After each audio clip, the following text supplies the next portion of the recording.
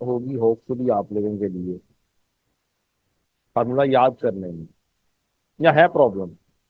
चलो, ये अच्छी चीज है कि जी फार्मूला याद करने में कोई प्रॉब्लम नहीं है। कुछ सवालों के अंदर आपने एवरेज देखा होगा, कुछ सवालों में एवरेज होता हुआ नहीं देखा होगा। या एक फार्मूले में कौन से फार्मूले में एवरेज होना है, कौन से फार्मूले में एवरेज नहीं होना। जहां पर भी एक एलिमेंट रेशो का प्रॉफिट एंड लॉस का होगा और दूसरा स्टेटमेंट ऑफ फाइनेंशियल पोजीशन का होगा, तो वहां पर स्टेटमेंट ऑफ फाइनेंशियल पोजीशन का एलिमेंट जो है रेशो के अंदर, चाहे वो न्यूमरेटर में है चाहे वो डिनोमिनेटर में, वो एवरेज आउट हो जाए। Reason, logic, profit and loss है पूरे साल का, प्रॉफिट एंड लॉस है पूरे साल, ठीक। जबकि बैलेंस शीट की आइटम है किसी एक certain date, as eight.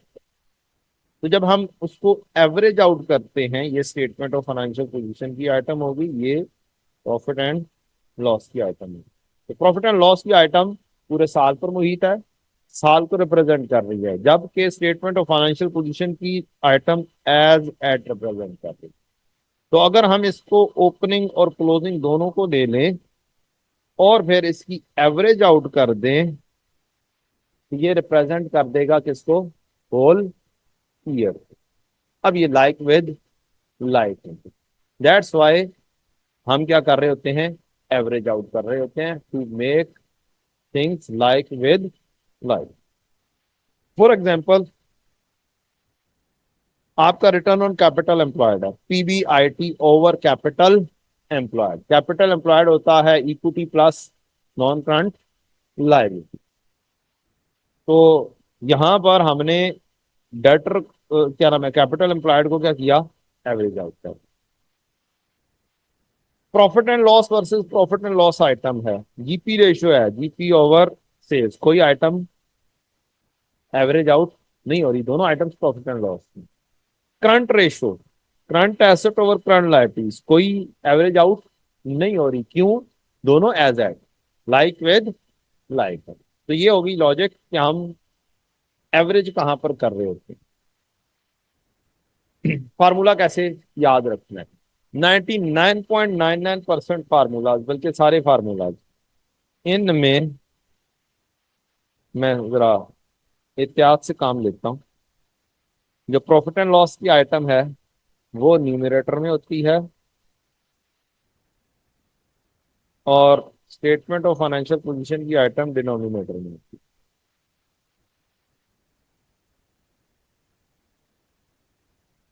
Return on capital employed, PBIT over average capital employ.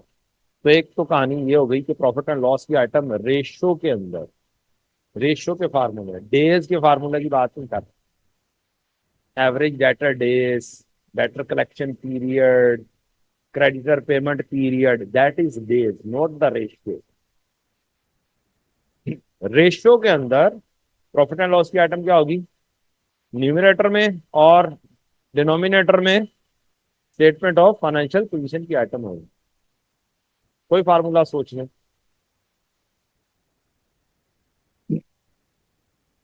जहां जहां पर दोनों चीजें आ रही हैं। Return on equity, return profit and loss की आइटम, और इक्विटी बैलेंस शीट की item. Return on asset, profit and loss and asset. Debtor, debtor की रेशियो वो क्या होती है? Average credit, credit sales over debtor, ये कहानी होती है ना। ये ये आपके फार्मूला सुधर गए, ये फार्मूला, ये अब आपके आगे formulas. Current ratio, current asset, यहाँ पर आ जाएंगे। पीबीआईटी ओवर, ये तो सेम चीज की आ गई, PBIT over capital employed. Return on equity, profit after tax minus preference dividend over average equity. Return on asset, profit and loss की आइटम टॉप पर और एसेट्स फिर बीपी रेशो तो प्रॉफिट एंड लॉस की cost, ये profit and loss की ratio. Inventory times या inventory turn over, profit and loss और स्टेटमेंट ऑफ फाइनेंशियल पोजीशन। तो अब जब कभी भी आप फार्मूला गलत लिखने जाने की भी कोशिश करें तो आप ऐसे फार्मूला गलत इंशाल्लाह नहीं लिखें। पहली कहानी। दूसरी कहानी, जहां जहां पर रिटर्न की कहानी आ रही है सब जगहों पर पीबीआईटी आता है, profit before interest and tax, सिवाय चंद एक जगहों के। चंद एक जगह कौन सी हैं? चंद एक जगह ये वाली है आपका logic, return on equity, share holder capital. इसके अंदर लॉजिक यही है कि ये जो इक्विटी होल्डर्स हैं ये ऑर्डिनरी शेयर कैपिटल वाले बंदे हैं, इनको पैसा जाना कौन से वाला है? वही अर्निंग पर शेयर वाला पैसा। इस वजह से यहां पे पीबीआईटी नहीं है। इक्विटी होल्डर्स को क्या चीज जानी है? शेयर होल्डर्स को profit after tax minus preference dividend to irredeemable preference share, और वही अर्निंग पर शेयर वाली। अब यहाँ पर शेयर्स नहीं है, यहाँ पर ओवरऑल टोटल इक्विटी आ रही है। फर्क यही होगा। इसलिए सवाल अर्निंग पर शेयर और रेशियो का भी जेन्युइनली अगर मिक्स करना चाहे किया जा सकता है। स्टेटमेंट ऑफ फाइनेंशियल पोजीशन दे दे, प्रॉफिट दे दें, अर्निंग पर शेयर भी बना दो और रेशियो भी बना दो। थोड़ा सा था। अच्छा ठीक है, बिल्कुल सही। तो ये माइनस इसके अंदर क्या हो सकती है? मिक्सिंग की जा सकती है, पॉसिबल है। आएंगी, आगे बढ़ते हैं। ये वाली बात भी हो गई कि अगर याद रखने में थोड़ी सी प्रॉब्लम है तो इंटरेस्ट कवर की लॉजिक क्या है? इंटरेस्ट कवरेज किससे होती है? जी सेल है लेस कॉस्ट ऑफ सेल है, जीपी है लेस एक्सपेंसिव है, प्लस अदर इनकम कह सकते हैं। यहाँ पर आपका ऑपरेटिंग प्रॉफिट आ जाता है, जो पीबीआईटी होता है। फिर इनकम तो साइड पर रहने दो। ऑपरेटिंग प्रॉफिट, ये ऑपरेटिंग प्रॉफिट जो पीबीआईटी है इसी में से ही बेसिकली क्या होता है? फाइनेंशियल एक्सपेंसेस आ रहे होते हैं आउट। तो जितना ज्यादा ये प्रॉफिट होगा उतना ज्यादा इंटरेस्ट की कवरेज ज्यादा होगी। ये उसकी लॉजिक होगी। PBIT minus interest, interest cover has logic. So in this way हम क्या करते हैं? हम प्रॉफिट्स मैनेज कर लेते हैं कि अगर इंटरेस्ट माइनस भी हो जाए तो भी क्या कवरेज हो रही है या नहीं हो रही। तो उसको हम रेशियो में कन्वर्ट कर लेते हैं, पीबीआईटी ओवर इंटरेस्ट करके। ये अब आपकी समरी आ गई फार्मूला की। करंट जो रेशियोज हैं वो बाइफरकेट की हुई हैं। लिक्विडिटी रेशियोज में दो रेशियोज आएंगी, current ratio, quick ratio, asset best ratio. Formulas के अंदर आप ये करंट एसेट में से इन्वेंट्री आउट कर दें या फिर इन्वेंट्री शामिल ना करें, कैश को सम अप कर लो प्लस डेटर को सम अप कर लो प्लस प्रीपेमेंट्स को सम अप कर लो, शॉर्ट टर्म इन्वेस्टमेंट्स को सम अप कर लो। तो ये क्या बन जाएंगी? Other than inventory. असल में करंट एसेट्स चाहिए अदर देन इन्वेंट्री। इनको क्विक रेशो क्यों बोलते हैं या लिक्विड क्यों बोलते हैं? जो मोस्ट लिक्विड एसेट होता है वो कैश होता है, फौरी तौर पर कैश। तो कैश में कन्वर्ट होने वाले एसेट्स को क्या बोल देंगे? लिक्विड। बैंक उसके बाद आता है कि बैंक से जाके चेक निकलवाना पड़ेगा, कैश आ गया। डेटर्स उसके बाद आते, उनसे मिलते करने पड़ेंगे, फिर कहीं पे वो कैश दे देंगे। फिर एंड पर आती है इन्वेंट्री। पहले चीज बेचनी पड़ेगी, फिर डेटर्स की मिलते करनी पड़ेंगी, फिर कहीं पे जाके पैसे मिलेंगे। तो इस वजह से least liquid asset current assets के अंदर कौन सा है? इन्वेंट्री। इसलिए उसको आउट कर देते हैं, कहते हैं कि जी इन्वेंट्री को छोड़ दो, बाकी एसेट्स को अगर रिलायंस लिया जाए तो क्या हम अपनी लाइबिलिटीज पे कर सकते हैं या नहीं कर सकते? करंट लाइबिलिटी नेक्स्ट आती है आपकी सॉल्वेंसी रेशो। दो किस्म की रेशो, एक गियरिंग रेशो जिसे लिवरेज रेशो भी बोलते हैं, डेट इक्विटी भी बोलते हैं। Long term loan plus equity को टोटल कैपिटल एम्प्लॉयड भी बोला जाता है। Long term loan plus equity ले ली जाए और टॉप पर लॉन्ग टर्म लोन ले लिया जाए तो दो वेरिएंट्स है हमारे पास डेट इक्विटी रेशो। दूसरी रेशियो है interest cover ratio, PBIT over interest expense. Profitability ratios को एग्जामिनर ने तकसीम किया है मुख्तलिफ एरिया। पुराने जमाने में ये बाइफरकेशन नहीं थी, अब ये बाइफरकेशन हो चुकी है।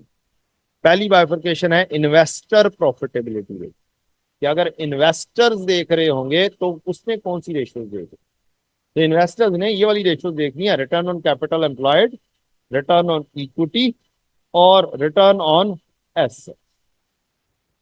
और आपको इन्वेस्टर्स प्रॉफिटेबिलिटी रेशियोज बोलेगा तो आपने ये तीन में से कोई सी दो कैलकुलेट करो जिनका डाटा अवेलेबल हो। अगर सबका डाटा हो तो तीनों कर दें। फार्मूला वही है, पीबीआईटी टॉप पर है, कैपिटल एम्प्लॉयड और रिटर्न ऑन इक्विटी के बारे में हमने देख लिया है। ये अर्निंग पर शेयर से निकल जाता है। रिटर्न ऑन एसेट में पीबीआईटी ओवर टोटल एसेट। जहां जहां पे रिटर्न की कहानी आ रही है वहां पे पीबीआईटी आ रहा है। Profit to sales ratio, profitability ratio को दूसरा बांटा गया कि आप प्रॉफिट एंड लॉस के एनालिसिस करें। GP over sales, net profit over sales. GP और नेट प्रॉफिट में डिफरेंस किस चीज का होता है? Sale less cost of sales, GP majorly less expenses होते हैं तो आपका क्या आ जाता है? नेट प्रॉफिट आ गया। तो अगर मैं जीपी और नेट प्रॉफिट दो रेशियोज का ही डिफरेंस ले लूंगा तो मुझे ऑपरेटिंग एक्सपेंसेस की रेशियो खुद ब खुद मिल जाएगी। ठीक। तो एनालिसिस इस तरह से भी हो सकता है, GP ratio, net profit ratio, operating profit ratio भी हो सकता है। Operating profit means PBIT over sale. Expenses ratio, cost of sale over sale, expenses over sales, admin expenses over sale. ये इंपॉर्टेंट एरिया, इसका अंदाजा नाम से नहीं होता, ये याद रखना पड़ेगा। टोटल एसेट टर्न ओवर, देखने में टोटल एसेट का है की कहानी है, लेकिन फार्मूले में क्या है? Net sales over average capital employ. ये नाम से याद नहीं रहना, इसका रट्टा लगाना पड़ेगा। हाँ, sales to capital employed ratio अगर बोला जाए फिर तो नाम से आराम से लिख लो। तो जब एसेट टर्नओवर की बात आएगी तो ये याद करना है कि ये कौन सा फार्मूला है। सेल्स ओवर कैपिटल एम्प्लॉयड आपके पास हो, सेल्स ओवर कैपिटल एम्प्लॉयड यानी ये रेशियो अवेलेबल हो, एसेट टर्नओवर रेशियो हो, और अगर आपके पास पीबीआईटी भी मौजूद है और सेल्स भी मौजूद है तो आप इन दोनों रेशियोज को यूज करके रिटर्न ऑन कैपिटल एम्प्लॉयड पर पहुंच सकते हैं। ये हिडन चीज है।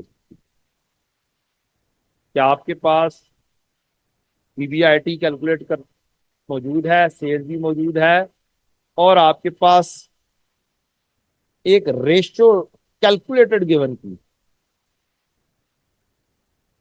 एसेट टर्नओवर जो कि सेल्स ओवर कैपिटल एम्प्लॉयड होता है। मसलन फॉर एग्जांपल कैपिटल एम्प्लॉयड है हमारे पास से 2000 और इससे हमने सेल जनरेट की 5000। तो 2.5 का एक आंसर अगर हमारे पास मौजूद है कि asset turnover equal to 2.5, और यहां से हमें कोई कैपिटल एम्प्लॉयड की कहानी क्वेश्चन में मौजूद है ही नहीं और कह दिया कि रिटर्न ऑन कैपिटल एम्प्लॉयड मालूम करके दिखाओ। क्वेश्चन में बस पीबीआईटी है, सेल भी मौजूद है, तो हम पीबीआईटी ओवर सेल करेंगे, मल्टीप्लाई कैसे कर देंगे? एसेट टर्नओवर से कर देंगे तो हमारे पास क्या आ जाएगा? रिटर्न ऑन कैपिटल एम्प्लॉयड आ जाएगा। दो फार्मूलाज को इकट्ठा करें। Working capital efficiency ratio, holding period, inventory turnover days वगैरह। अब एक रेशियो है टर्नओवर की और एक है उसको कन्वर्ट करके डेज। तो लिंक देखना है, इन्वेंट्री का लिंक बेचने से है, तो इसका मतलब प्रॉफिट एंड लॉसेस की आइटम कॉस्ट ऑफ सेल्स बनती है, cost of sales over average inventory.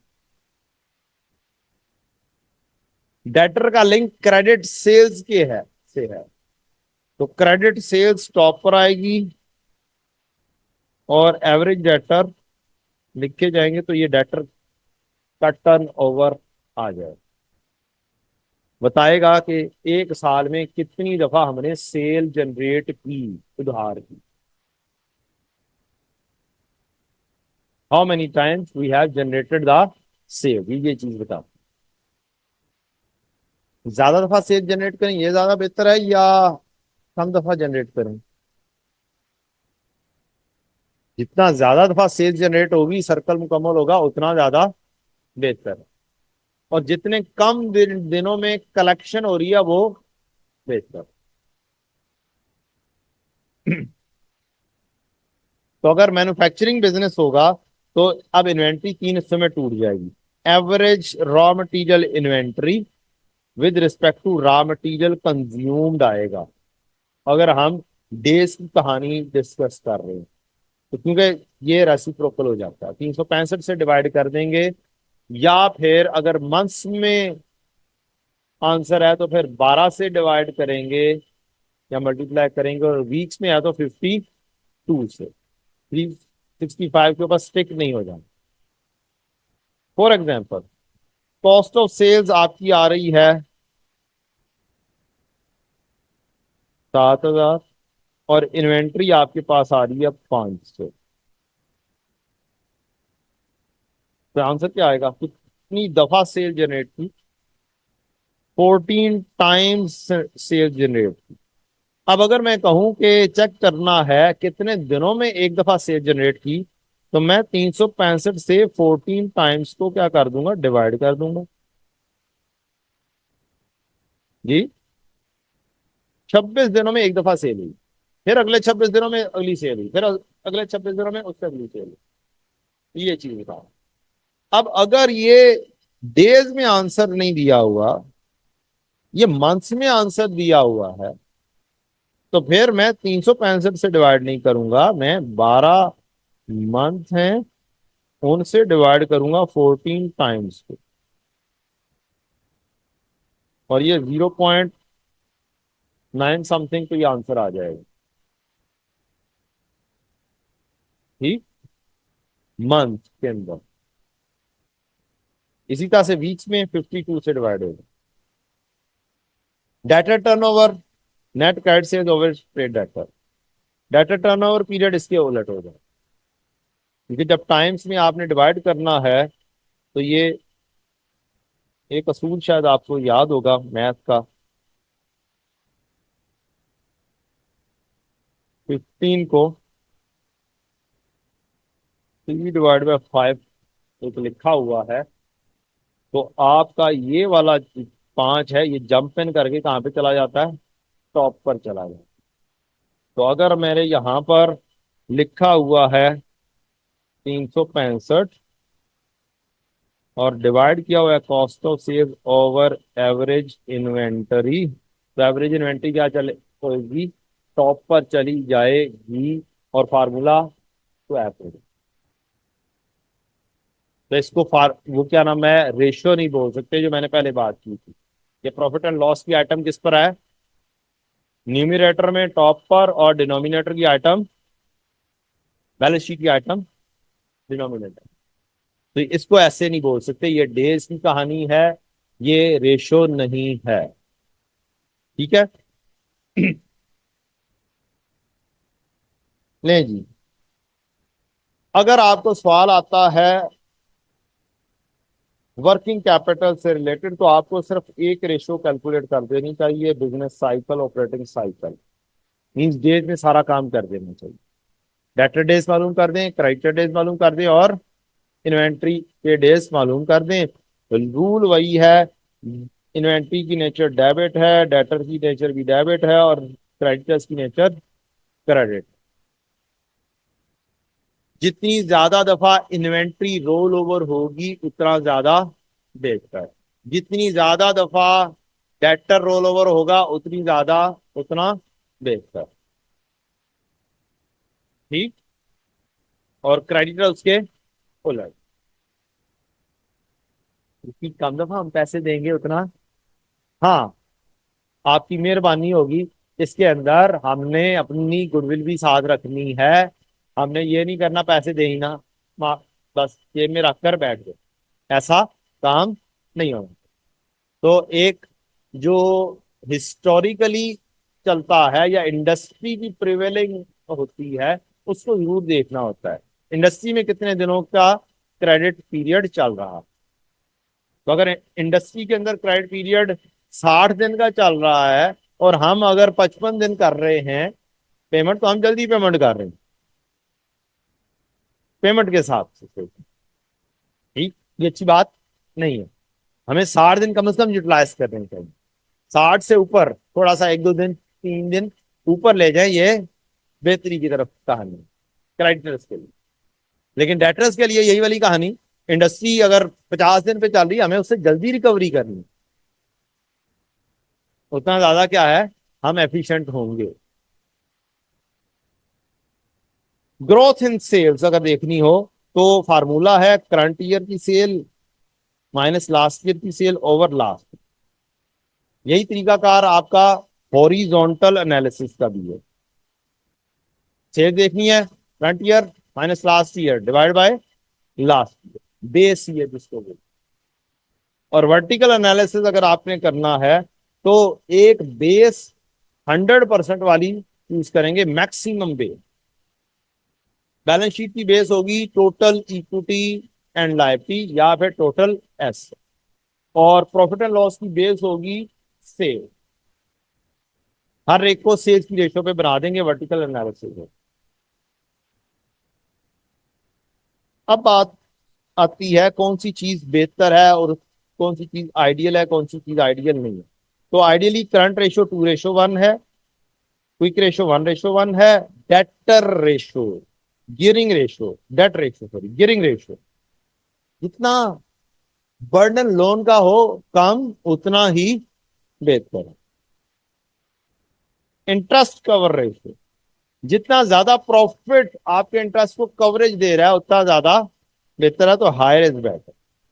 Return on capital employed, obviously return हमेशा बेहतर वाली चीज ही बेहतर होती है।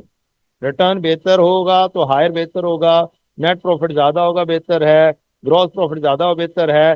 Cost of sales to sales ratio, admin expenses to sales ratio, selling expenses to sales ratio, जितने ये कम होंगे expenses as compare to sales, वो ज्यादा बेहतर है। अगर पिछले साल से इस दफा रेशियो कम आई है तो बेहतर है कि expenses with respect to sales क्या हुए हैं, कम। हमने एफिशिएंटली कंट्रोल किए। Sales to capital employed ratio, obviously जितना इन्वेस्टमेंट करके जितना ज्यादा सेल्स जनरेट करेंगे उतना ज्यादा बेहतर है। वर्किंग कैपिटल डेज के अंदर बात करें तो जितनी जल्दी आपकी कलेक्शन है उतना बेहतर है। इन्वेंट्री जितनी जल्दी रिलाइज हो रही है सेल होकर उतना बेहतर है। क्रेडिटर के लिए हायर बेहतर है देर से, लेकिन हमें क्या करना है, पीरियड अलाउड को कंपैरिजन में लेकर आना है। डेटर क्रेडिटर टर्नओवर, तो ये इसके अंदर हायर बेहतर होगा, ये कहानी होगी। अब हमने इंटरप्रिटेशन की तरफ बढ़ना है। कैलकुलेटर ओपन कर लें जल्दी जल्दी, कैलकुलेटर ओपन कर लें, क्विकली हमने इस चीज को एनालाइज करना है, टाइम शॉर्ट है हमारे पास।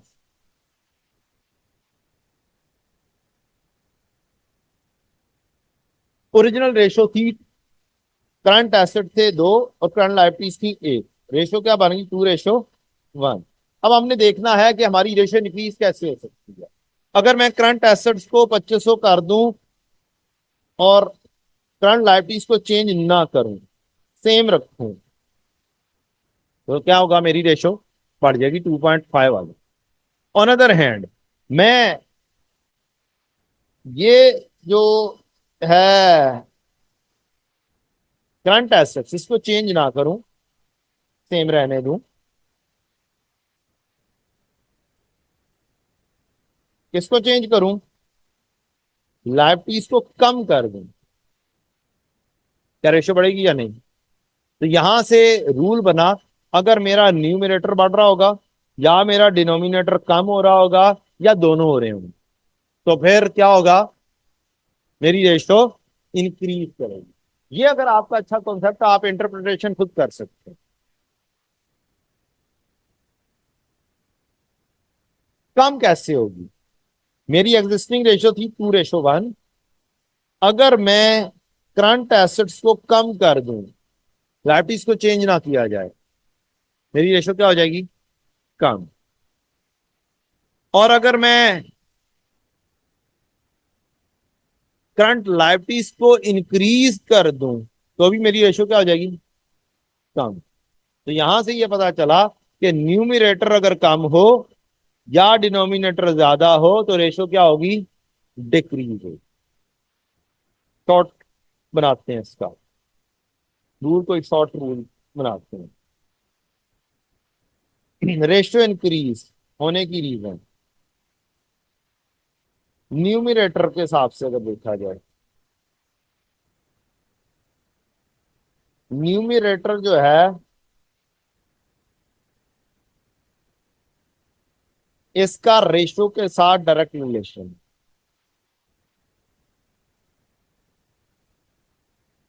मींस न्यूमरेटर बढ़ेगा रेशियो भी, न्यूमरेटर कम होगा रेशियो भी, अगर जस्ट न्यूमरेटर की कहानी देखी जाए। और डिनोमिनेटर का क्या होगा जी, inverse relation with respect to ratio. Denominator बढ़ेगा रेशियो क्या होगी, कम। डिनोमिनेटर कम होगा रेशियो क्या होगी, इंक्रीज।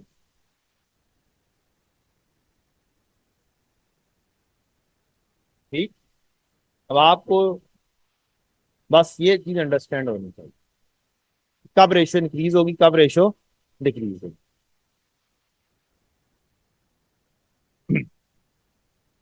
अक्सर सवाल आते हैं इंक्रीज डिक्रीज या नो इफेक्ट। तो उसका क्वेश्चन भी करने का तरीकाकार यही है कि आप फार्मूला लिखें, फार्मूला लिखकर देखें कि जो सा भी काम हुआ है, जो भी सिचुएशन दी गई है, उससे मेरे वैल्यूज के ऊपर इफेक्ट कहां पर पड़ता है, न्यूमरेटर में या डिनोमिनेटर। अभी थोड़ा सा एक आधा सवाल डिस्कस करता हूं। अगर मैं कहूं, देखो सेम, अच्छा ठीक है। अब अगर कहानी ये है कि न्यूमरेटर और डिनोमिनेटर दोनों सेम वैल्यू से डिक्रीज कर रहे हैं, दोनों क्या कर रहे हैं, सेम वैल्यू से डिक्रीज कर रहे हैं, तो अब क्या इफेक्ट आ रहा है, इफेक्टिवली रेशियो बढ़ी या कम हुई है,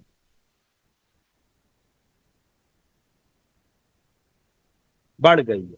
जब सेम वैल्यू से चेंज आ रही होगी तो रूल ये है कि जो स्मॉलर वैल्यू होगी दोनों में से, स्मॉलर वैल्यू कौन सी है, करंट लायबिलिटीज की, जस्ट आप उसको सोचेंगे, दूसरी वैल्यू को इग्नोर करें। मसलन अगर मैं जस्ट स्मॉलर वैल्यू को देखूं कि स्मॉलर वैल्यू कम हो रही है, डिनोमिनेटर कम हो रही है, रेशो क्या होगी, increase, inverse relation. Smaller value को देखना, इसको देखना है स्मॉलर वैल्यू। चलें, अगर हम कहते हैं कि दोनों में वैल्यू बढ़ा लेते हैं, अभी किसको देखना है, स्मॉलर वैल्यू। अब अगर आप देखें रेशो आपकी क्या हो रही है, ओरिजिनल से कम हो रही है। क्यों भला, आप स्मॉलर वाली वैल्यू यानी कि डिनोमिनेटर को देखोगे कि वो बढ़ रहा है, जब उसको देखोगे कि डिनोमिनेटर बढ़ रहा है तो रेशो क्या होगी, कम। Fast way out to deal such question. GP ratio आ रही थी, जीपी ओवर सेल्स था, जीपी स्मॉलर होता है और सेल्स ज्यादा होती है। तो स्मॉलर वैल्यू कौन सी, जीपी या सेल्स? जीपी। तो स्मॉलर वैल्यू में कमी आई, डिनोमिनेटर न्यूमिनेटर में कमी आई, न्यूमिनेटर कम तो रेशो भी कम, रेशो कम हो रही है। चलो ठीक। इसी तरह से अगर मैं दोनों वैल्यूज में हाई कर दूं सेम वैल्यू से, तो भी क्या कंसिडर करूंगा मैं, स्मॉलर वाली वैल्यू को कंसिडर करूंगा। इसका मतलब ये हुआ कि जस्ट न्यूमिनेटर में क्या है, चेंज है, न्यूमिनेटर बढ़ रहा है तो रेशो भी क्या होगी, बढ़ गई, ये बढ़ गई। तो रूल ये है कि decrease in numerator and denominator y equal amount will decrease the lower side of the fraction. इसी तरह से इंक्रीज अगर हो रहा हो तो भी क्या है, increase the lower side of the fraction.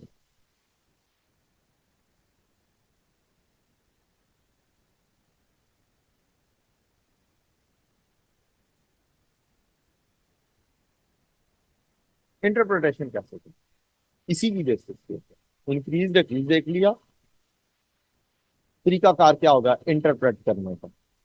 आपने फार्मूला लिखा किसी भी चीज का, मसलन आपको आ गई करंट रेशियो, करंट रेशियो का formula current asset over current return on capital का formula PBIT over average capital employ. अब आपने फार्मूला लिखना है पहले नंबर पर, दूसरे नंबर पर आपको इंक्रीज या डिक्रीज का नॉलेज होना चाहिए। आपने क्या करना है, आपने इस फार्मूले को तोड़ देना है। पीबीआईटी कैसे आता है, सेल्स में से कॉस्ट ऑफ सेल्स लेस कर दो, उसमें से एक्सपेंसेस भी लेस कर दो, तो क्या आता है, profit before interest and tax. Interest and tax less नहीं करना, बाकी सारी चीजें क्या करनी, लेस करनी। कैपिटल एम्प्लॉयड में क्या चीज आती है, long term loan and equity. अब सोचना शुरू कर, इंक्रीज होने की वजह, मसलन पिछले साल में ये रेशो थी 12%, लास्ट ईयर या किसी और कंपनी की कंपेटिटर की रेशो क्या थी, 12%, और आपकी रेशो आई है 14%, और आपसे पूछा जा रहा है बताओ क्या पॉसिबल रीजन हो सकती हैं इसके इंक्रीज होने। इंक्रीज है ना हमारी, तो पहले इंक्रीज सोचते हैं फिर डिक्रीज से। इंक्रीज होने की पॉसिबल रीजन कैसे कैसे इंक्रीज हो सकती है रेशो, न्यूमिनेटर इंक्रीज हो जाए या डिनोमिनेटर डिक्रीज, ऐसे रेशो क्या हो सकती है, इंक्रीज हो। अब हमारी रेशो क्या है, ज्यादा इंक्रीज हुई। अगर मैंने सेल्स कंपेटिटर से ज्यादा की हो, रेशो मेरी इंक्रीज होगी या नहीं, बोलें। मैंने डेलिबरेटली प्राइसेस थोड़ी सी रिड्यूस कर दी हो ताकि मेरी सेल्स ज्यादा जनरेट हो जाए और मेरा प्रॉफिट ज्यादा आ जाए, तो मेरा क्या हो जाएगा, डिस्पाइट के मैंने डेलिबरेटली प्राइसेस क्या किए हैं, रिड्यूस किए हैं ताकि मेरा मार्केट शेयर बढ़ जाए, सेल्स ज्यादा जनरेट हो जाए, तो ये क्या है। अगर मैं बल्क में बाइंग कर रहा हूं, economies of scale high level पे प्रोडक्शन कर रहा हूं, तो मेरी क्या कॉस्ट ऑफ सेल्स कम होगी पर यूनिट, मेरी कम होगी तो प्रॉफिट बढ़ेगा। तो इसका मतलब cost of sales economies of scale करने की वजह से मेरा क्या होगा, रेशो बढ़ गया। अगर मैंने पिछले साल से कंपैरिजन में एक्सपेंसेस को कम कर दिया है, तो मेरा पीबीआरटी इंक्रीज हो जाएगा, पीबीटीआरटी इंक्रीज होगा तो रेशियो भी क्या हो जाएगी, इंक्रीज हो। अब ये है पॉसिबल रीजन। अगली रीजन क्या हो सकती है, पहली चीज आपने फार्मूला तोड़ा, फार्मूला तोड़ के आपने किसको एनालाइज किया, न्यूमिनेटर को, न्यूमिनेटर इंक्रीज हो सकता है तो रेशियो इंक्रीज हो। दूसरी चीज क्या एनालाइज करनी है, डिनोमिनेटर का डिक्रीज हो तो रेशियो बढ़ेगी। अब रट्टे नहीं, डिनोमिनेटर डिक्रीज कैसे कैसे हो सकता है, दो किस्म के हैं, लॉन्ग टर्म लोन है और इक्विटी। अगर मैं लॉन्ग टर्म लोन पे कर दूं तो क्या मेरा लॉन्ग टर्म लोन कम हो जाएगा? Repayment of loan. इक्विटी कम कैसे हो सकती है? डिविडेंड्स दे दिए तो इक्विटी क्या हो जाएगी? कम हो जाएगी। और ड्राइंग्स तो, हाँ वही वाली कहानी है, डिविडेंड या ड्राइंग एक ही बात है ना बेटा। एक सोल प्रोप्राइटर का, एक कंपनी की कहानी है दोनों एक ही चीज। डिविडेंड या ड्राइंग्स एक ही चीज। एक हो सकती है और डिविडेंड क्या नाम है, इक्विटी इंक्रीज, जो कि पुराने जमाने में कोर्स का ऐसा थी, अब आपके कोर्स का ऐसा नहीं है। बाय बैक ऑफ शेयर, तो किसी ना किसी सवाल के अंदर, क्योंकि उस जमाने में था और आया हुआ था, तो शायद आप कहीं पे ये भी पढ़ लें। क्या? एसेट अगर रीवैल्यू हो जाएगा तो सरप्लस बढ़ जाएगा, रेशियो डाउन होगी। इक्विटी कम करनी है, सरप्लस तो बढ़ेगा तो इक्विटी तो बढ़ जाएगी ना बेटा। रिवैल्यूएशन डाउनवर्ड अगर हो जाएगा तो फिर वो पॉसिबल है। ये पुराना सरप्लस क्या हो गया, खत्म हो गया। रिवैल्यूएशन डाउनवर्ड हो जाएगा, इक्विटी कम हो सकती है, बिल्कुल यह सही सोच रहे हैं।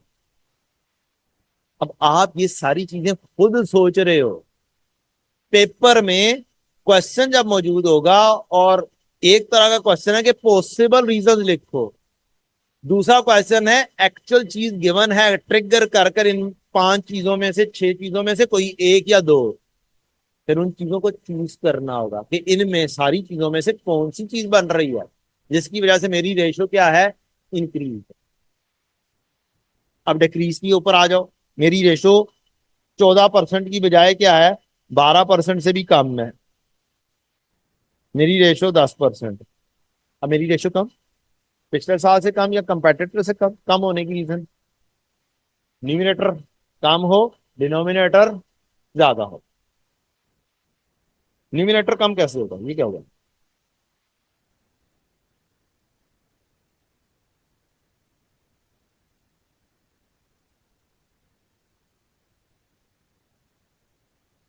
बात नहीं मानता।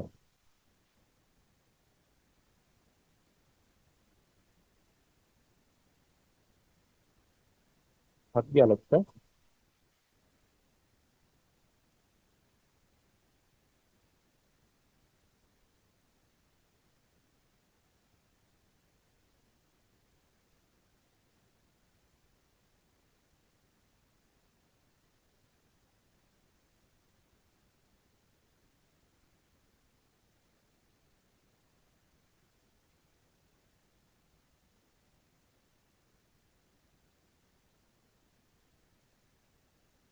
तो आज के बाद कभी रट्टे नहीं लगाने की जरूरत है। आपने रेशियो डिक्रीज करना सीख ली। कम होगी तो क्या करना है जी?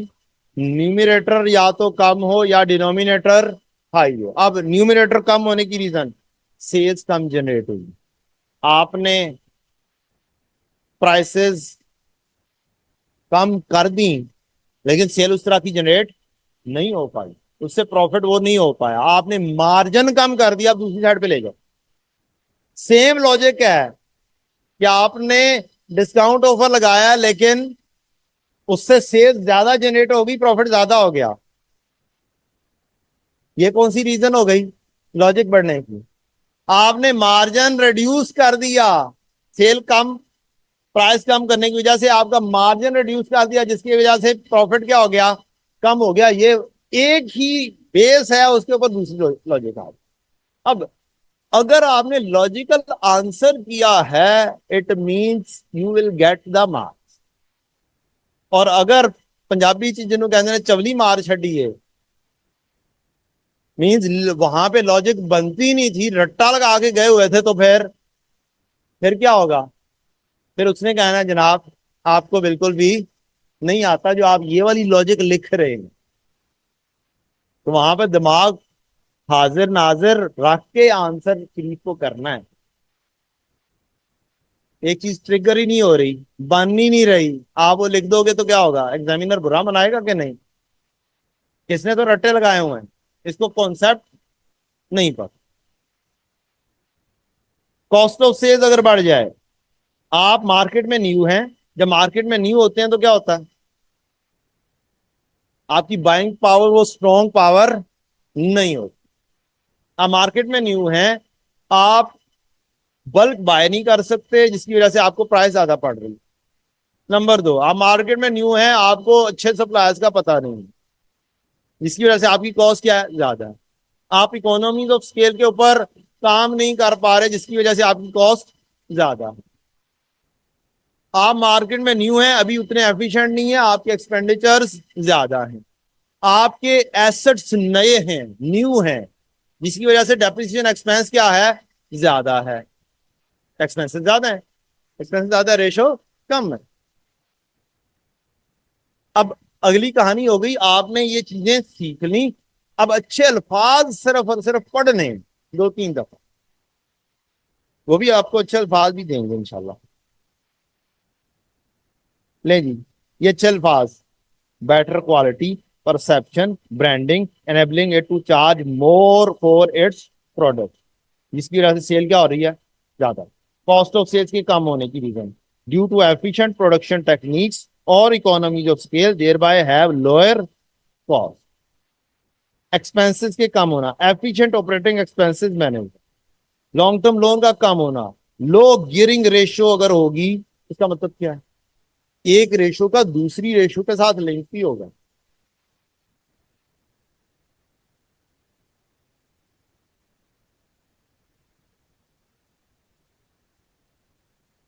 लो गियरिंग रेशो मींस आपका गियरिंग रेशो कम है तो इंटरेस्ट भी क्या होगा, लॉन्ग टर्म लोन कम है तो इंटरेस्ट भी कम होगा, इंटरेस्ट कम होगा तो एक्सपेंसेस भी कम होंगे, एक्सपेंसेस कम होंगे तो प्रॉफिट भी ज्यादा होगा।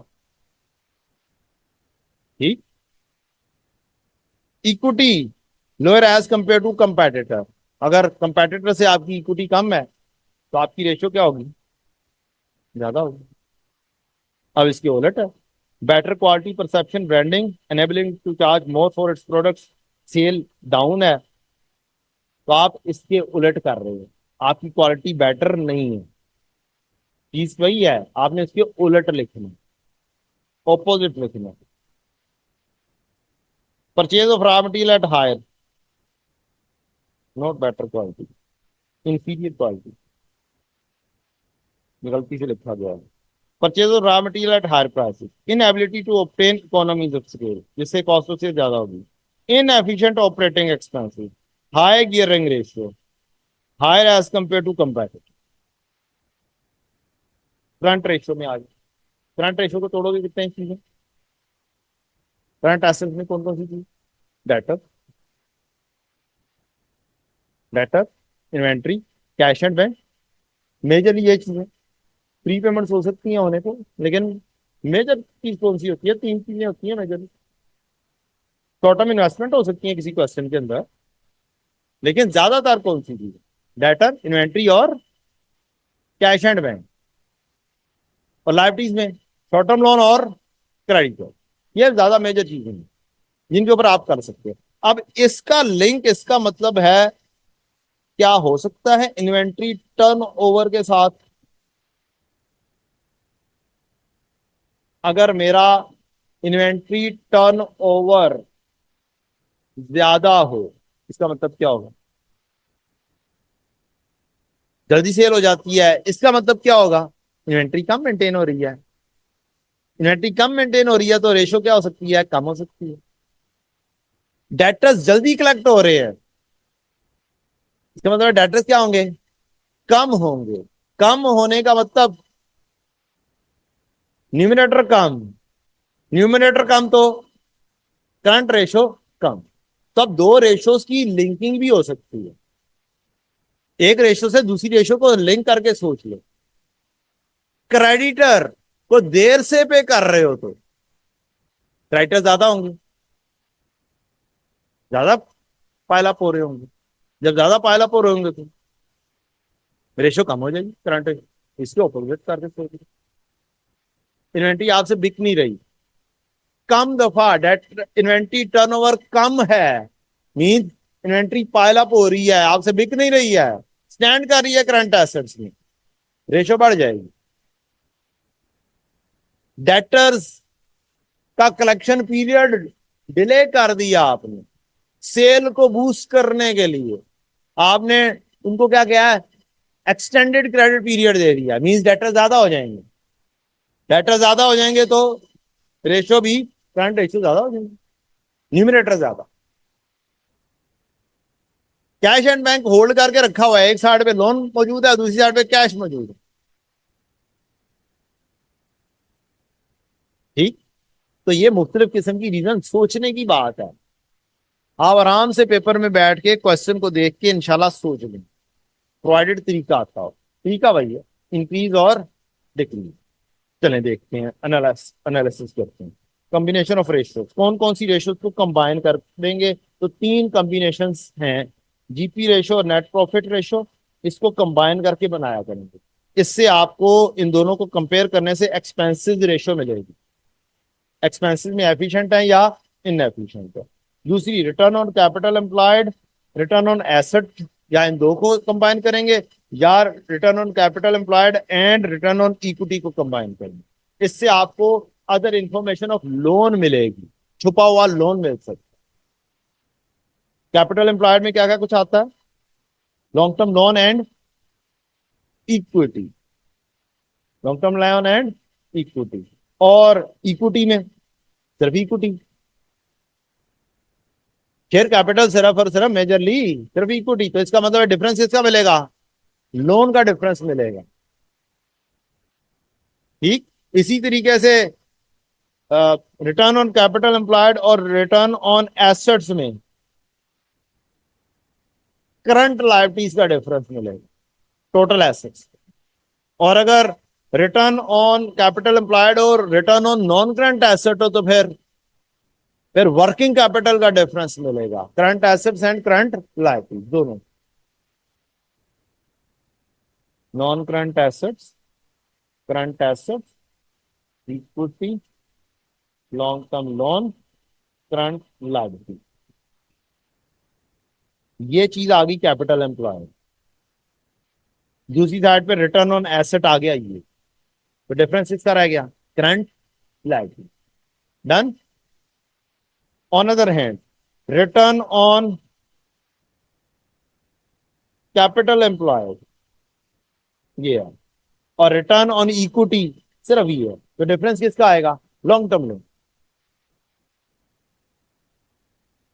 बात समझ लग गई, ऐसे जस्ट लिख लो, नहीं समझ लगती ऐसे लिख लो, दोनों का डिफरेंस कैसे आएगा, किस किस चीज का डिफरेंस क्या क्रिएट करेगा। बात क्लियर हो गई, न्यूमरेटर सेम है दोनों का, पीबीआईटी मेजरली, दूसरे में प्रॉफिट आफ्टर टैक्स है, कोई खास फर्क नहीं होता, इंटरेस्ट एंड टैक्स की कोई खास कहानी नहीं होगी, और अक्सर सवालों के अंदर तो होता ही नहीं है, ऐसे सवालों में दोनों को सेम रख देता है। ले जी, ये कहानी आ गई अब आपकी। एक सवाल है ऑटम 23 का, इसके अंदर क्वेश्चन है और उसके अंदर इंटरप्रिटेशन। आज हमने 3:45 खत्म कर, बल्कि 3:50 पे खत्म करेंगे।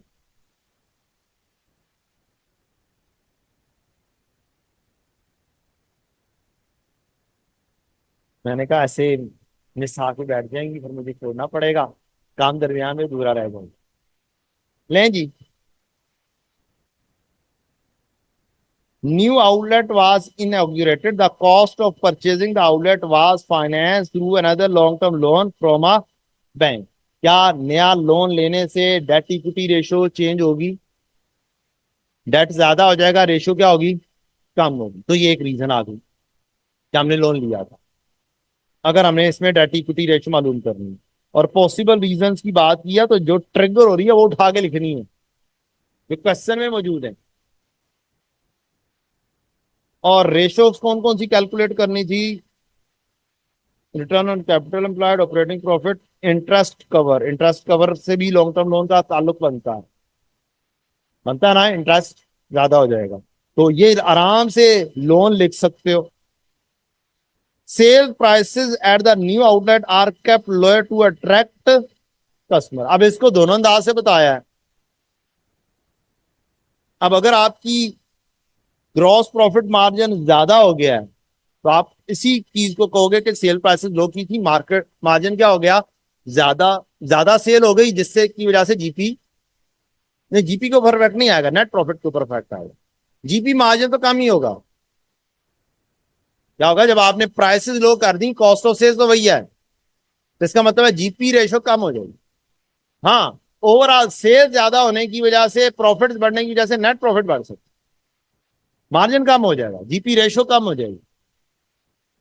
इसकी वजह से आपने प्राइसेस लो की, आपका जीपी रेशो कम आएगा, तो आप चुप करके क्या करोगे, यहां से ये वाली नरेशन को चूज करोगे और रीजन में लिख दोगे।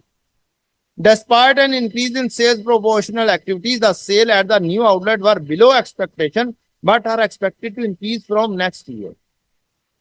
ये दूसरी रीजन आ गई कि हमने तो मार्जिन भी लो कर दिया और सेल भी कम जनरेट हुई, तो जीपी रेशो क्या हो जाएगी, कम हो जाएगी। उसी की वजह से नेट प्रॉफिट भी कम हो रहा है, क्योंकि कहानी बहुत फर्क है जी बेटा। भी बढ़ रहा है तो नेट प्रॉफिट। अब आप खेल रहे हो परसेंटेज में, वैल्यू में नहीं खेल रहे हो, ठीक है। परसेंटेज में जब खेलोगे तो सेल बढ़ गई। अगर पहले 500 सेल थी, 300 जी कॉस्ट ऑफ सेल था, जीपी कितना था जी, 200। अब 40% इसका मतलब है जीपी था, आपने प्राइसेस लेस की, मार्जिन कम किया, आपका 500 से 700 सेल जरूर होगी, लेकिन कॉस्ट ऑफ सेल्स आपकी थोड़ी सी ज्यादा है, ठीक, वो शायद 480 है। मार्जिन फर्क हो गया, अब 40% मार्जिन नहीं है, मार्जिन कम हो गया, क्योंकि आपने प्राइसेस लेस की हैं। कॉस्ट ऑफ सेल में फर्क नहीं पड़ना, क्वांटिटी में फर्क पड़ेगा, तो आपका जीपी रेशो जो होगी ना वो कम हो जाएगी। ये डायरेक्टली बात बता रहा है कि आपने मार्जिन कम कर दिया। मार्जिन क्या होता है, sale minus cost of cell.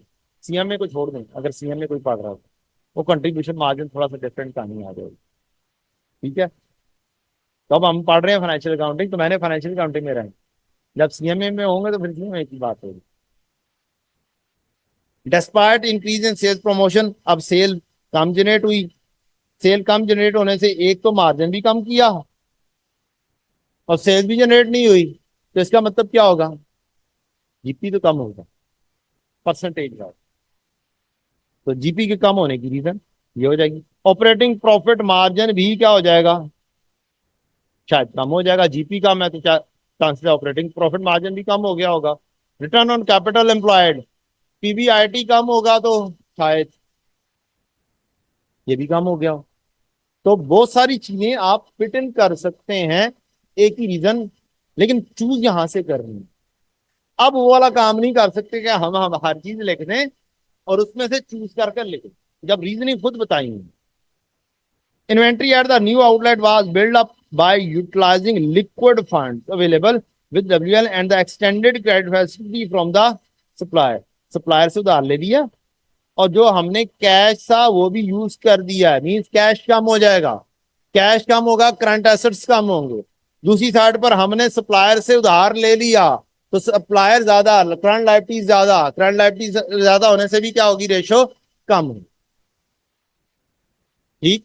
तो ये लॉजिक्स बन रही है यहाँ पर। Interest rate on existing bank loan has increase due to rise in the market interest rate. अब इंटरेस्ट रेट ज्यादा हो जाएगा, इंटरेस्ट एक्सपेंस बढ़ जाएगा, ये एक अलग से रीजनिंग होगी। अब ये आए, आपने रेशियोज मालूम की, प्रीवियस की कंपैरिजन में रेशियो लिखी।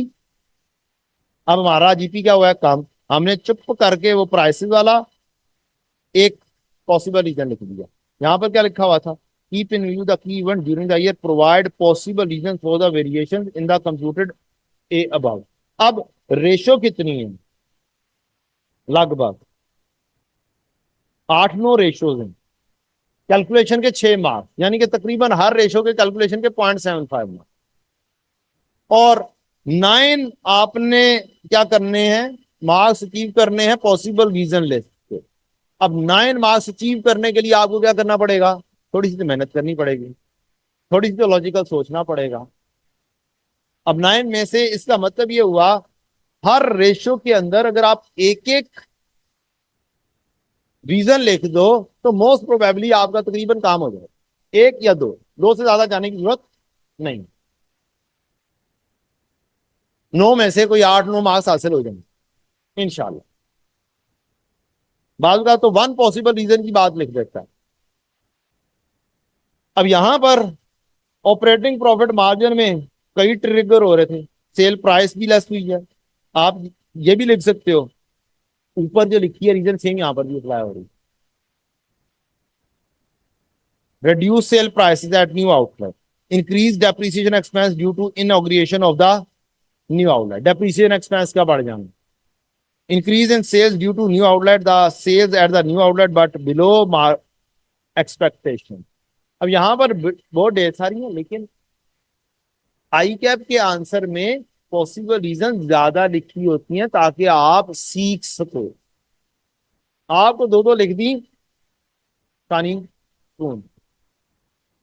Decrease in gross profit margin, ये ऊपर वाली रीजन, ये जीपी मार्जिन कम हुआ तो उसका इफेक्ट यहां पर भी आएगा, ये एक रीजन पीजीसी तो ये आ गई। रिटर्न ऑन कैपिटल एम्प्लॉयड, अब रिटर्न ऑन कैपिटल एम्प्लॉयड में वो सारी रीजनिंग बन रही है, लेकिन अब ऊपर जो डिस्कशन हो गई है आप लिख सकते हो same as above plus and, ऊपर वाली सारी रीजनिंग अप्लाई होंगी कि नहीं होंगी, सिवाय इंटरेस्ट के होंगी ना। ऊपर वाली रीजन जीपी मार्जिन वाली रीजन प्लस एक आधी सेलिंग एक्सपेंसेस की, डेप्रिसिएशन एक्सपेंस की, ये रीजन है, प्लस कैपिटल एम्प्लॉयड, क्या लोन लिया, लोन लिया क्वेश्चन में लिखा हुआ है, तो लोन लेने से कैपिटल एम्प्लॉयड क्या होगा, ज्यादा ज्यादा, डिनोमिनेटर ज्यादा होने से रेशो कम हो जाएगी। ये आपने लिखी। एक सवाल मेरा भाई है, इतना देर आपने काम किया, हमने एवरेज क्यों नहीं किया, क्योंकि क्वेश्चन में डाटा है ही किसका, 1 साल का डाटा है, हम एवरेज कर ही नहीं सकते। ठीक, डन, पॉसिबल ही नहीं है, लिहाजा हमने नहीं करना। अब 1 मिनट बाद दूसरी बात भी करूंगा इंशाल्लाह। डिक्रीज इन ऑपरेटिंग प्रॉफिट, पिछली रीजन, ये वाली रीजन ऑपरेटिंग प्रॉफिट मार्जिन में कमी आई, इसका मतलब है कैपिटल एम्प्लॉयड में भी कमी आई, ये एक और रीजन दे दी उसने। एवरेज टाइम टू पे, क्या हमने क्रेडिटर से एक्सटेंडेड पीरियड लिया था, ये लिखा हुआ है, तो इसका मतलब है ये ट्रिगर हो रही है ना सीधी सीधी सी, यहां से बस ये चूज करेंगे और लिख देंगे, हम दूसरी रीजनिंग नहीं ढूंढेंगे, हमारे पास सामने है extended period, quick ratio, quick ratio हमारी कम है, लास्ट ईयर ज्यादा थी।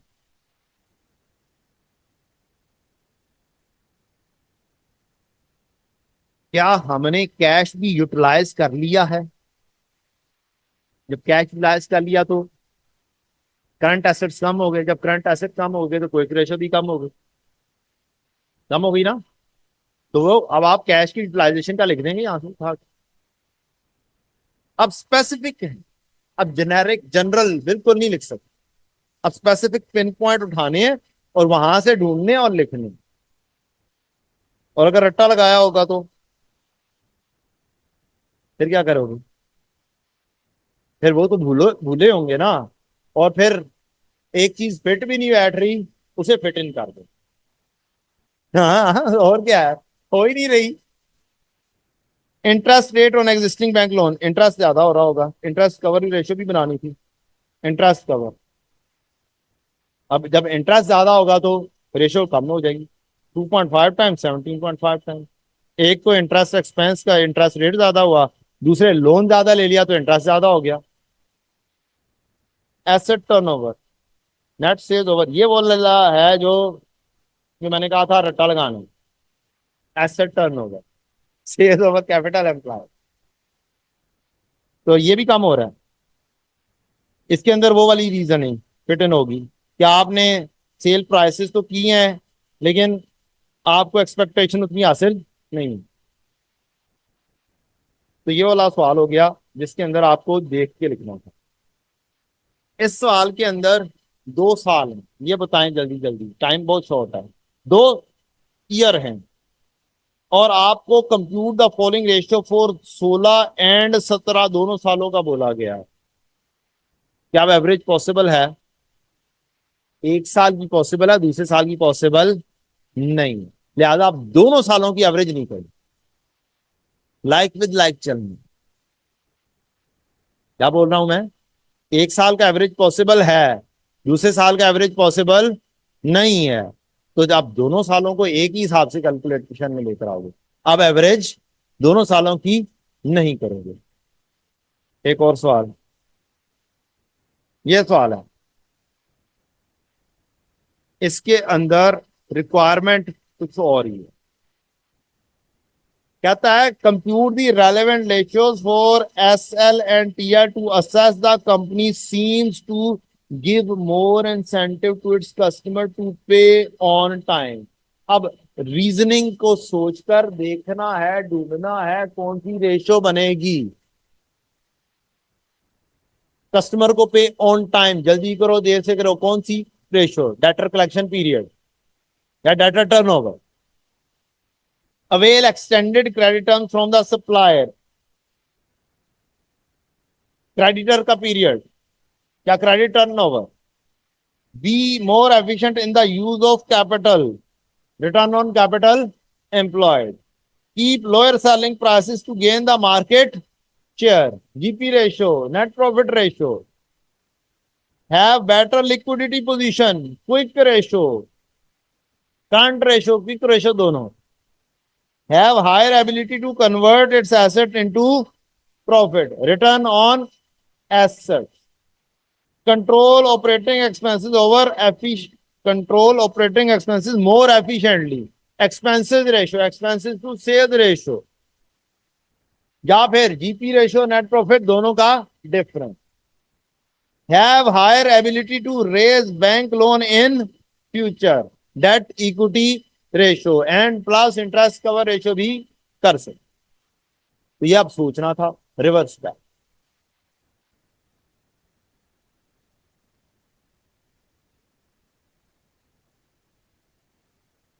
2 साल का डाटा है, दोनों सालों का काम करना है, कोई एवरेज नहीं करोगे।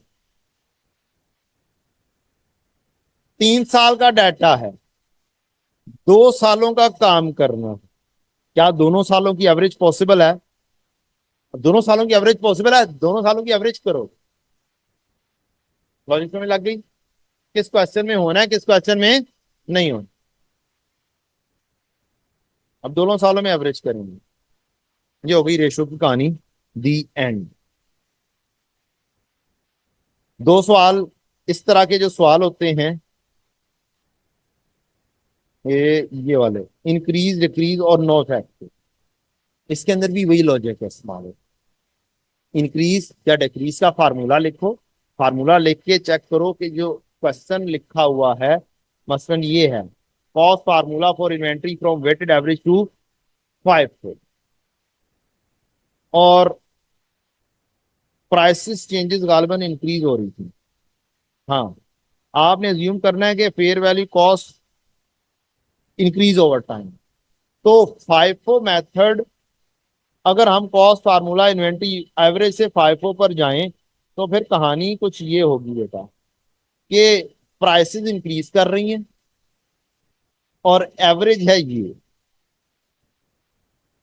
एवरेज के ऊपर क्लोजिंग स्टॉक ये है, फाइफो पे क्लोजिंग स्टॉक होगा ये। अब अगर आप एवरेज से फाइफो पे शिफ्ट करोगे पॉलिसी चेंज, तो इसका मतलब है एंट्री पास क्या करनी पड़ेगी आपको? Stock debit, increase in stock owner, और कॉस्ट ऑफ सेल्स क्रेडिट। अब आपने ये सोचकर एंट्री बनाई, stock debit, cost of sales credit, और आपके पास कुछ रेशियोज दिए हुए हैं, net profit ratio, return on asset, return on capital employed, debt equity ratio, current equity ratio. इनमें बताना है इफेक्ट क्या है। अब stock debit cost of sales credit करने से क्या जीपी चेंज होगा? जीपी चेंज होगा। नेट प्रॉफिट भी चेंज होगा? जी वो भी चेंज होगा। सेल्स चेंज होगी? नहीं। प्रॉफिट चेंज हो जाएगा?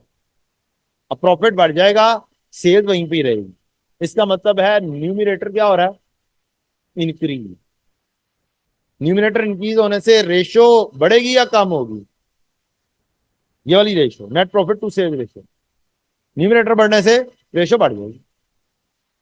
ठीक है, ये पहली रीजन। रिटर्न ऑन एसेट का फार्मूला लिखोगे, PBIT over average trade, average total asset, return on asset. क्या स्टॉक डेबिट और कॉस्ट ऑफ सेल्स क्रेडिट करने से प्रॉफिट बढ़ेगा, बढ़ेगा। टोटल एसेट्स बढ़ेंगे, वो भी बढ़ेंगे। क्या सेम वैल्यू से बढ़ेंगे, जी सेम वैल्यू से बढ़ेंगे। अब सोचना ये है बिग फिगर कौन सी है, पीबीआईटी या टोटल एसेट। जी सेल बहुत बड़ी फिगर होती है, पीबीआईटी ना, टोटल एसेट्स अगर ज्यादा हैं और पीबीआईटी भी सेम वैल्यू से अगर चेंज हो रहे हैं, पीबीआईटी और टोटल एसेट, तो टोटल एसेट ज्यादा बड़ी होगी फिगर। तो इसका मतलब है हम टोटल एसेट को तो साइड पे करेंगे, कहेंगे न्यूमिनेटर चेंज हुआ है और न्यूमिनेटर इंक्रीज हुआ। न्यूमिनेटर इंक्रीज होगा तो रेशो बढ़ेगी कम होगी, बढ़ेगी। ये वो वाली लॉजिक है जो हमने पढ़ी थी, सेम वैल्यू के साथ ये बढ़ेगी। Return on capital employed, formula PBIT और एवरेज कैपिटल एम्प्लॉयड। ये बताएं, एंट्री बनी थी स्टॉक डेबिट और cost of sales credit. Stock debit होने से कैपिटल एम्प्लॉयड पे फर्क पड़ा,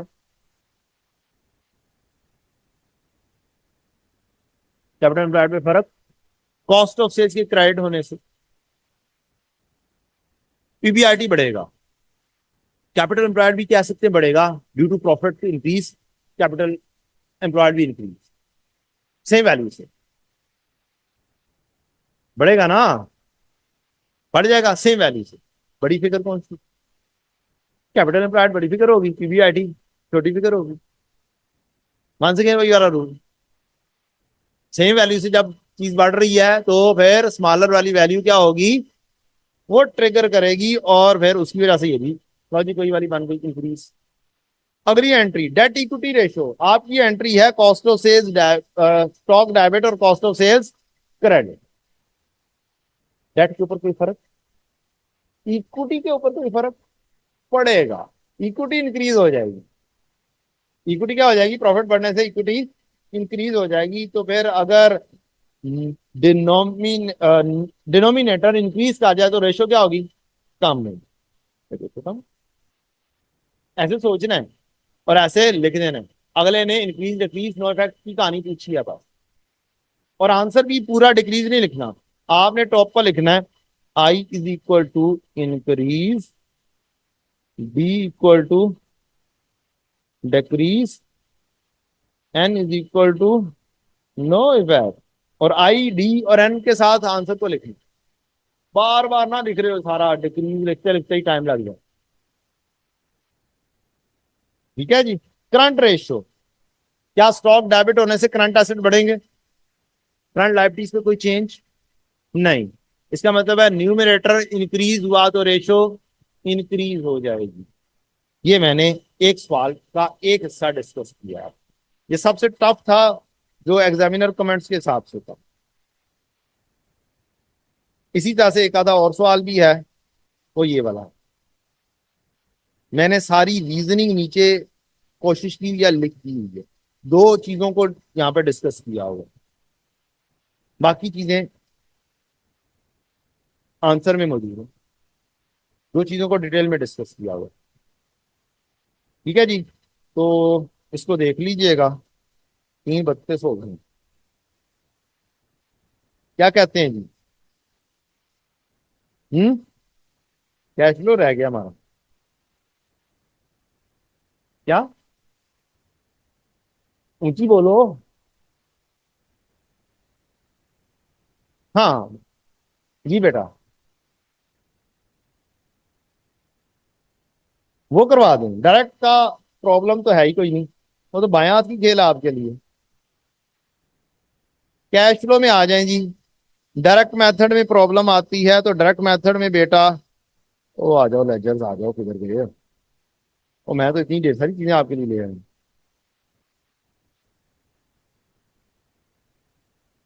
घर जाके आपने इन लेजर्स को पढ़ना है। क्या करना है?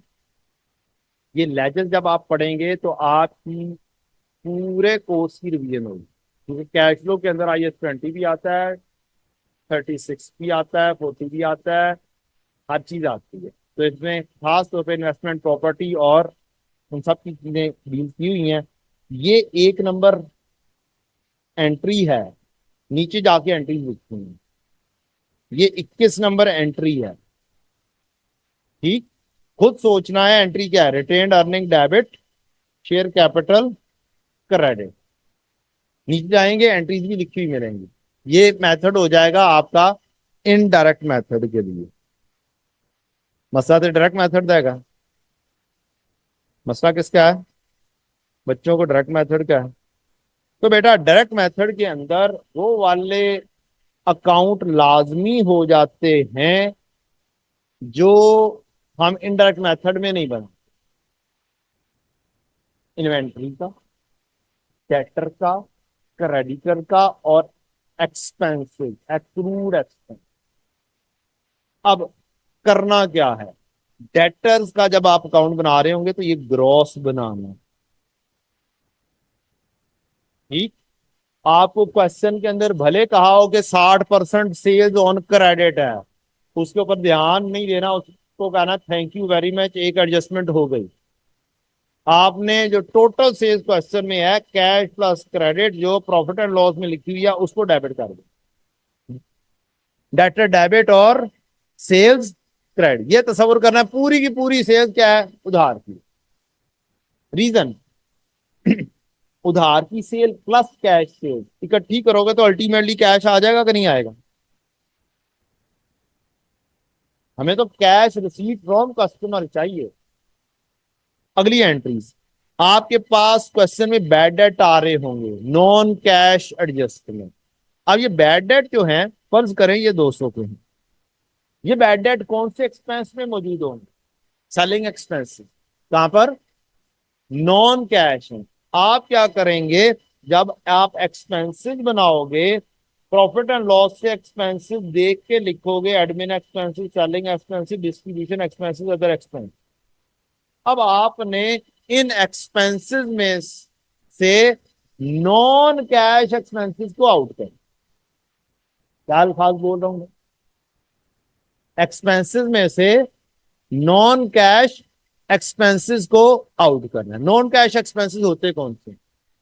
Depreciation, impairment loss, bad debt expense, provision for doubtful debt की वजह से एक्सपेंस, बैड डेट वाले, ये सारे क्या है? Non cash. ठीक, पास में लगी। इनको क्या करना है? कहना है भाई ये नॉन कैश, इनकी एंट्री ये नहीं पास कर सकते। आप दूसरी साइड पे ये सोच सकते हो आपको वो वाले एक्सपेंसेस बनाने हैं जिनकी आप एंट्री पास कर सकते हो एक्सपेंस डेबिट कैश तरफ, किसी भी सूरत। ऐसे एक्सपेंसेस जो अल्टीमेटली पे हो सकते हैं वो वाले इकट्ठे कर। तो आप नॉन कैश, ये बैड डेट 200 हुआ तो ये बैड डेट 200 आपने यहां पर से क्या करना है? बैड डेट 200 माइनस कर दें। फिर आए डिस्काउंट अलाउड। डिस्काउंट अलाउड की एंट्री, डिस्काउंट अलाउड इफेक्ट करती है सेल्स को। ये डिस्काउंट अलाउड यहां पर नहीं लिखा जाना चाहिए, आपकी सेल ही कम हो जाएगी। ये पुराने जमाने की कहानी है जब एक्सपेंस में लिखा जाया करता था। अब तो सेल ही कम हो जाएगी। तो हमारे हमने तो सेल्स पिक की है यहां से, प्रॉफिट एंड लॉस। तो डिस्काउंट अलाउड अगर क्वेश्चन में होगा तो उसको कहना है, जैसे मैंने साइड पे किया नहीं, ये नहीं शामिल कर, क्योंकि यहां पर कौन सी सेल आ गई है? Net sale. और नेट सेल क्या होती है? Sale minus sale return minus discount allowed, ये वो वाली सेल। हाँ, अगर डिस्काउंट अलाउड लेस नहीं हुआ फिर यहां पे कर लो, फिर एंट्री पास कर। ठीक है जी। बैलेंसिंग आपको कैश मिल जाएगा, कैश रिसीट फ्रॉम कस्टमर। अगली कहानी आती है उधार की, क्रेडिटर्स। क्रेडिटर्स का भी यही काम करोगे, क्रेडिट प्लस कैश दोनों को इकट्ठा करोगे, ये सिर्फ क्रेडिटर्स की कहानी है। टोटल परचेजेस लोगे कैश प्लस क्रेडिट। अब परचेजेस और कॉस्ट ऑफ सेल में फर्क है। परचेजेस और कॉस्ट ऑफ सेल में फर्क है। तो कॉस्ट ऑफ सेल्स तो आपके इन्वेंट्री के अकाउंट में आ रही होगी, और कॉस्ट ऑफ सेल देख के यहां पे लिखोगे प्रॉफिट एंड लॉस से। कॉस्ट ऑफ सेल डेबिट और इन्वेंटरी क्रेडिट, और यहां से ओपनिंग इन्वेंट्री, क्लोजिंग इन्वेंट्री, और हो सकता है नॉन कैश एडजस्टमेंट और ड्राइंग्स वाली, ड्राइंग डेबिट और इन्वेंटरी क्रेडिट। तो यहां पर आपके पास बैलेंसिंग परचेज निकलेगी यहां से इन्वेंट्री के अकाउंट, और इस परचेज को उठाकर ले जाओगे कहां पर, क्रेडिटर के account. Total purchases, purchase debit और पेएबल क्रेडिट। अब आप यहां से जो बैलेंस आएगा कैश का, ये आपका है पेड टू सप्लायर। इससे अगली कहानी आती है एक्सपेंसेस। एक्सपेंसेस के ओपनिंग और क्लोजिंग कौन कौन से हैं? एक्सपेंसेस में आपको ओपनिंग में एक्रूड एक्सपेंसेस मिल जाएंगे लाइबिलिटी में। आपको एक्सपेंस इंटरेस्ट शामिल नहीं कर। अगर एक्रूड एक्सपेंसेस में इंटरेस्ट शामिल हुआ है तो उस इंटरेस्ट को क्या करो, अलग, उसको अलग डील करो। Accrued expenses other than interest. Prepaid expense, office supplies, ये यहां पर आ। अब आपने यहां पर जो एक्सपेंस लेकर आने हैं वो ये लेकर आने हैं, कौन से वाले, नॉन कैश एडजस्टमेंट। डेप्रीसिएशन कहां से मिलेगी? पीपीई के अकाउंट। कहां से डेप्रीसिएशन मिलेगी आपको? पीपीई के अकाउंट से, बैलेंसिंग अमाउंट। इंपेयरमेंट लॉस कहां से मिलेगी? पीपीई के अकाउंट। ठीक। Bad debt, provision for bad debt की कहानी कहां से मिलेगी? पीएफडीडी के अकाउंट। इंक्रीज इन प्रोविजन और decrease in provision. Increase in provision होगा तो एक्सपेंस लिखा गया होगा, डिक्रीज इन प्रोविजन होगा एक्सपेंस की रिवर्सल हुई होगी। रिवर्सल हुई हो तो वो भी नॉन कैश है, प्लस करोगे। क्या करोगे? प्लस करोगे। फिर बैड डेट एक्सपेंस लेस करोगे। Fair value loss on investment property, क्या कैश और नॉन कैश? क्या करते हो? Investment property debit, fair value gain credit, या फिर फेयर वैल्यू लॉस डेबिट और इन्वेस्टमेंट प्रॉपर्टी क्रेडिट। अब हम लॉस की बात कर रहे हैं। अदर इनकम के ऊपर जब जाएंगे तो तब आप डील करोगे नॉन कैश अदर इनकम, इसी तरीके से, और वो कस्टमर में आ जाएगी। तो नॉन कैश को आपने आउट करना है और यहां पर लेकर आना है, और बैल बाकी जो बच जाएगा आपको यहां पर कैश मिल जाएगा कि आपने पेड कितना किया एक्सपेंसेस के। अदर इनकम आ रही है। अदर इनकम में टोटल अदर इनकम लिखी होगी। इसमें से क्या क्या चीजें माइनस होंगी? क्या fair value gain not non cash है? क्या gain on disposal non cash है?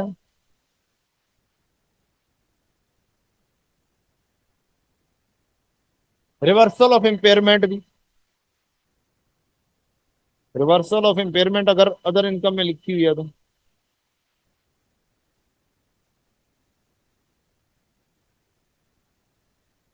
बैड डेट रिकवर्ड होंगे तो वो तो कैश आइटम है बेटा, वो तो कैश डेबिट है, और बैड डेट एक्सपेंस क्रेडिट है, तो वो तो लेंगे, वो तो शामिल होगा, वो नॉन कैश नहीं। अलाउंस में कमी होगी वो लेंगे, वो अगर अदर इनकम में मौजूद है तो वो यहां से आउट करेंगे। डिक्रीज इन पीएफडीडी अगर यहां पर डील हुआ, अगर एक्सपेंसिव में डील हुआ तो एक्सपेंसिव में एक अकाउंट बना के फाइनल करके बैड डेट कितने बन रहे हैं एक्चुअल में, फिर वो वहां। तो यूं आप काम करेंगे तो क्या होगा, आपके पास बैलेंस वो वाली इनकम बच जाएगी जो कैश में रिकवर होगी। ठीक। ये है ऑपरेटिंग एक्टिविटीज की कहानी, और ये टी काउंट बड़े ढेर सारे हैं। ये आपका आ गया डायरेक्ट मेथड की कहानी। ओवरऑल सवाल करना है तो आपको सारे टी काउंट बनाने हैं, कोई भी नहीं छोड़ना सिवाय इन तीन चार के, अगर इनडायरेक्ट मेथड कर रहे हैं। और अगर डायरेक्ट कर रहे हैं तो ये वाले तीन चार भी शामिल करते हैं, मीन्स फिर सारी बनानी है। क्योंकि सबसे आसान काम कैश फ्लो का टी काउंट के जरिए, स्टेटमेंट फॉर्म में नहीं है। स्टेटमेंट फॉर्म रट्टा फॉर्म।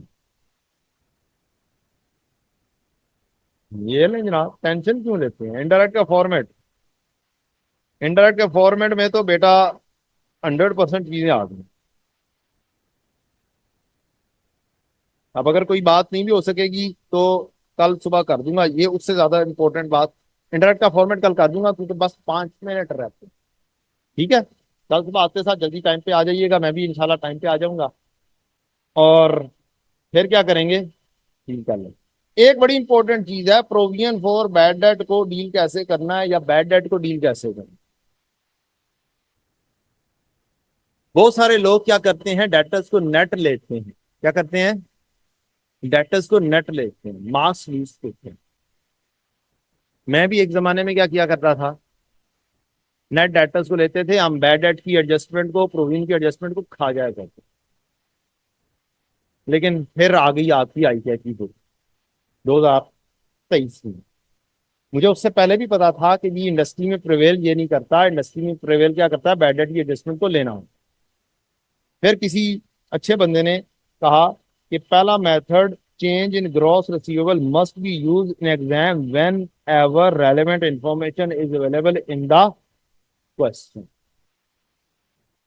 स्टडी टेक्स्ट में कैटेगोरीली कहा कि दो तरीके कार है, एक नेट मेथड है, एक ग्रॉस मेथड है। अगर बैड डेट की इंफॉर्मेशन आए तो कौन सा यूज करना है, ग्रॉस। ग्रॉस करोगे, नेट वाला यूज नहीं करना। मींस नेट वाला यूज करके कैश फ्लो तो टैली हो जाएगी, लेकिन 1 मिनट की वर्किंग से जान छुड़ाते हुए क्या होगा, आप दो दो एक मार्क्स यूज कर, ये दो तीन लाइन आइटम्स बन जाएंगे। लें जी, क्या कहानी है ये उसने बताया हुआ है। ये मैंने वही वाली कॉपी पेस्टिंग की हुई है, आपको स्टडी टेक्स्ट से भी पढ़ा दिया।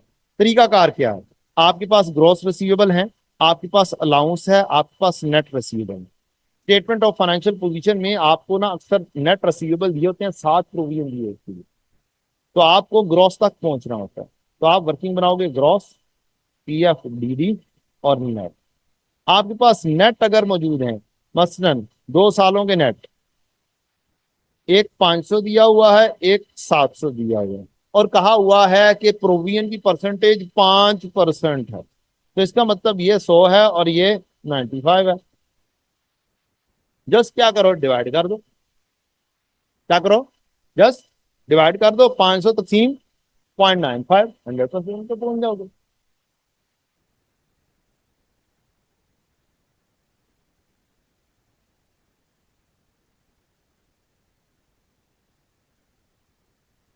कितना, 526 एंड 736, इसका मतलब है ये इससे कहानी चली। अब डेटर्स आ रहे हैं, मैं एक डायरेक्ट मेथड से डेटर बनाता हूँ। डेटर बीडी आ गया आपका 500, चलो ये बीडी कह देते हैं, ये सीडी कह देते हैं, 526, और सीडी कितना है, 736। हम कहते हैं हमने डेटर डेबिट और सेल्स क्रेडिट की ढेर सारी 8,000। हमने कहा कि बैड डेट डेबिट और डेटर क्रेडिट से 20, एक्चुअल बैड भी आ गए। अब कैश कितना जनरेट हुआ,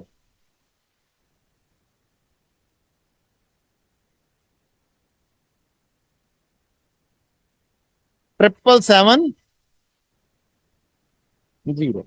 अब मैंने बनाई सेल कितनी, 8,000, लेस कॉस्ट ऑफ सेल्स के लिए खर्चा किया कितना थे 4,500। इसकी एंट्री हमने पास की है। अब इसकी एंट्री की बनाता हूँ। नेट प्रॉफिट कितना आया, प्रॉफिट कितना आ गया जी? 3500।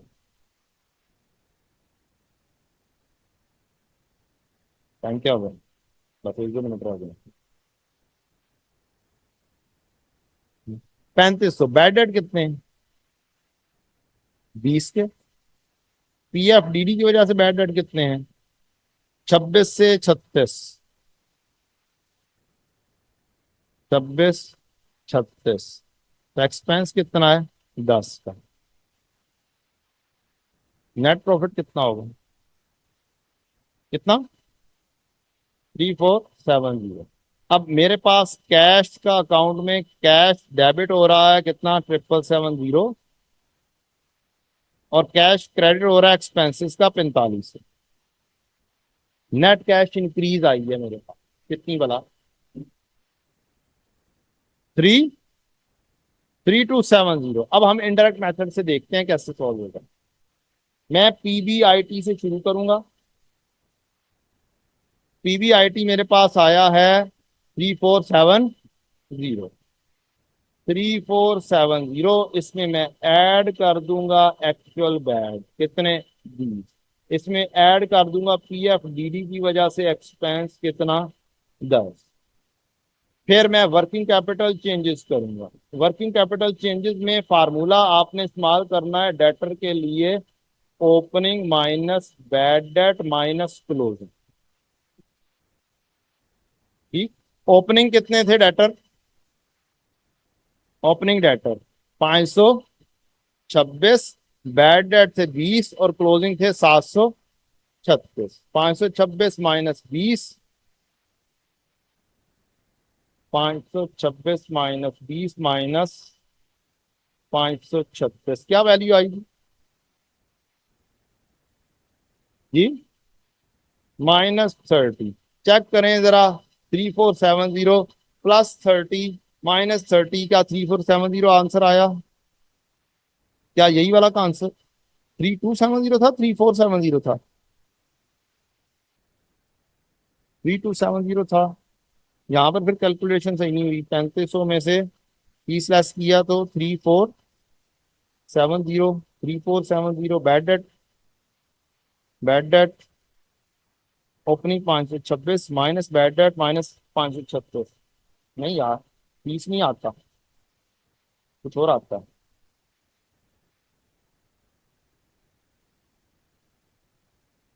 तो 30 ही आता है। चलें जी। जी चलें, इसको कल डील करवा दूंगा। मेरे पास ऑलरेडी इससे रिलेटेड जो है एग्जांपल्स मौजूद हैं इसी के अंदर, डाटा के अंदर ही। तो इसको कल सुबह सुबह देख लेंगे और आपकी कैश फ्लो कल सुबह आधे घंटे के अंदर इंशाल्लाह इसको डील कर। ठीक है जी, थैंक यू वेरी मच। अगला सेशन भी शुरू होना है और बस आ गई है। Thank you very much. माजरत हमने ज़्यादा